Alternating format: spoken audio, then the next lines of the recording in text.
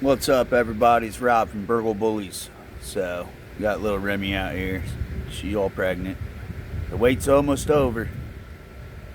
By next week, we go for the reverse PG on Thursday.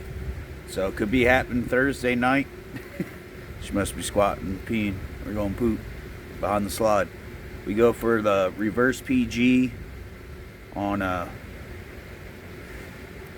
Thursday night. It could be going down, it could be happening, or it could be happening Friday or possibly Saturday. Sunday's pushing it, but I'll wait until she's done. There she is. Come here, babies. Little Remy. Little Remy. Come here, babies. She'll still run, though. You got goopies in your eyes. You got goopies in your eyes. Yeah. So, finish going potty. Go finish going potty. Go. Go potty. But, yeah, from there, the wait's almost over. Pups are going to drop. I'll do a video. Yeah, it's looking big. Like I said, ultrasound showed about 4. It'll be a surprise. I always keep it a surprise. I don't do the x-ray. I just confirm it on ultrasound. Hey, get away from the mop bucket. Get away from the mop bucket. So, yeah, I got to wait for the surprise. I don't do x-rays. I just see off the C-section how many we got on delivery. So, super stoked on it. I can't wait to see what Raga and her produce. It's going to be insane, I'm telling you. And with that, I locked in another stud. Got that in the works. So I got a stud picked out. Of course, little Remy was Raga's breeding. I got Mira picked out a stud. I got Kiara picked out a stud, and Octavia picked out a stud. So it's going to be a crazy end of the year into next year, if everything works out. And planning, like I said, with Mira, she ended up going into heat. But the reason I didn't pull the triggers because I got the pups coming off of little Remy and Raga. So with that, I didn't pull the trigger and do the breeding with Mira. I'm waiting until next round. I like to give my females, this is me, and now other people might have a different opinion and be like, that's crazy. You know, when they like to knock it out back to back, a lot of breeders do. I don't. I look at it as giving them a break, doesn't wear and tear them down as much. I feel if you're back to back, you know, having puppies, to me, it wears and tears them down. I like to give them recuperation after having a litter of babies with that, because to me, they get to recuperate, they get to not get beat down and torn down. I feel they don't look as rough and rugged after you retire them and you get them spayed and you don't breed them no more. And I just feel all around having a better looking dog and a female, you can still bring her to shows, you can still show her off, and she just doesn't look, you know, tore up and wore out. What I mean by that, it's just, I feel it's a lot on their back, carrying all that weight on their spine. I feel like doing it back to back puts a lot on the spine. Just like, you know, sitting in a chair hunched over, well, breeding back to back, stomach, you know, the spine's always getting dropped and pulled, and long-term period of time. And this is just my theory. This is no science. This is no 100% guarantee. This is just the way I look at things.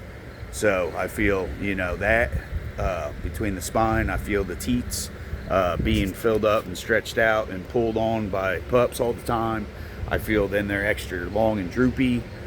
after, you know, breeding back to back. I feel that does a wear and tear on the nips and teats. I feel baby's just chilling. I feel just all around, to me, I look at it as, do I want to pop out litters of babies over and over again, back to back? No, I wouldn't want that. So I'm not going to do it to my bulls. Like I said, they're my family. They're my best friends. They're part. Yeah, they're a big part of my life. I love these guys. I do breaks in between. That's just me personally. Avoiding, breeding on a breeder saying he avoids it. People are probably like, what? This dude's insane. Yeah, but that's how I am. You know, I've been trying to avoid Raga and Mira from breeding. So I don't think it's happened. You know, every time I'm around, everything's cool. A couple of times I had to tell him chill out. Raga's got a little worked up, but it's a good thing, on not being able to do it natural. That's why I love AIs with American bullies and certain breeds of dogs. You just have to, and it makes it nice because they have a hard time doing it natural. So it saves you in the long run when you're not wanting it to happen. Because I have another stud. Yeah, I'm not going to Raga with Mira. I already tried that, and that didn't work. So now I'm using another stud, and like I said, I got 2 more picked out, and then little Remy here, she's gonna get a little break after this litter. I'm gonna let her recuperate, bounce back, and then I'm going to search for a micro. I'm going to throw the micro that's in her genes and pedigree and bloodline. I'm going to throw some micro back to it with the pocket and standard mixed in with her. So if I can find a micro with like pocket micro or taller micros throughout the pedigree, and a taller size micro, I'm not going to go super low to the small micro. Medium, it's kind of pushing it. That's why I'm still hesitant on not pulling the trigger yet on 1. 2 I have been looking at, but it's been, debatable. I'm still in no rush. I don't rush it. You can't rush greatness. When you're trying to produce, make, and create great things, you got to be patient. You got to take your time. You got to plan it out. You got to be smart about it.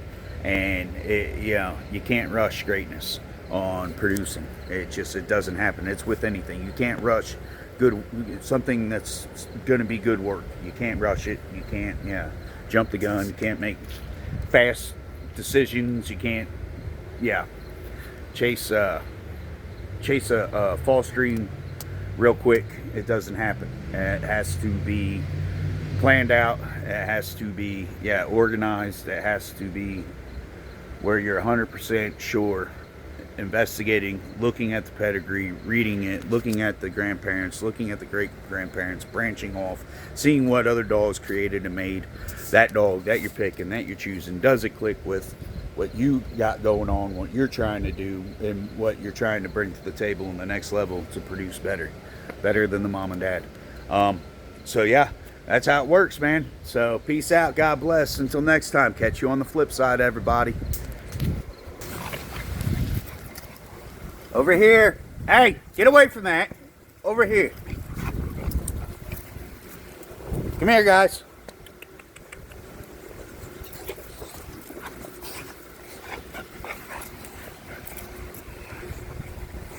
It's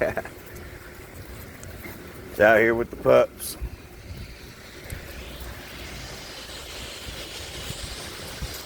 Come here, guys.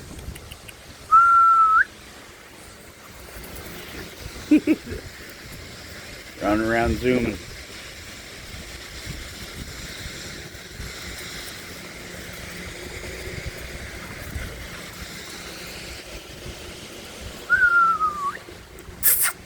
Come here, guys.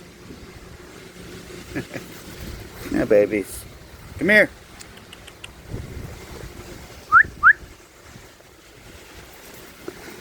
Big boys.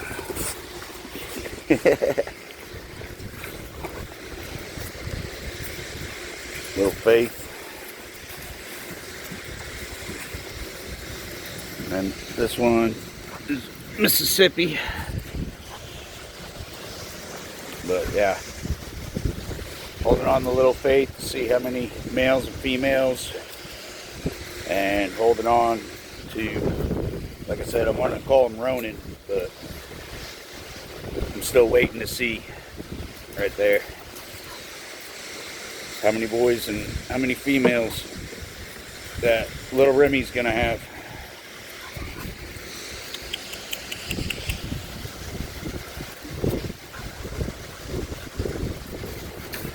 Little faith.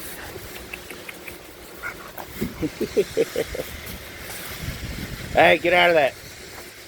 Hey, get out of that. Oh, yucky leaves. Tried cutting some of it up today.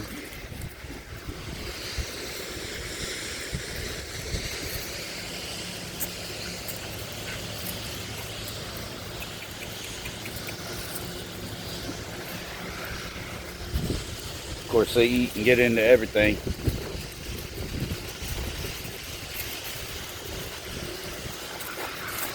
I don't know if they can run through this anymore, but they used to run through it. Now they'll just probably tear it up and demolish it.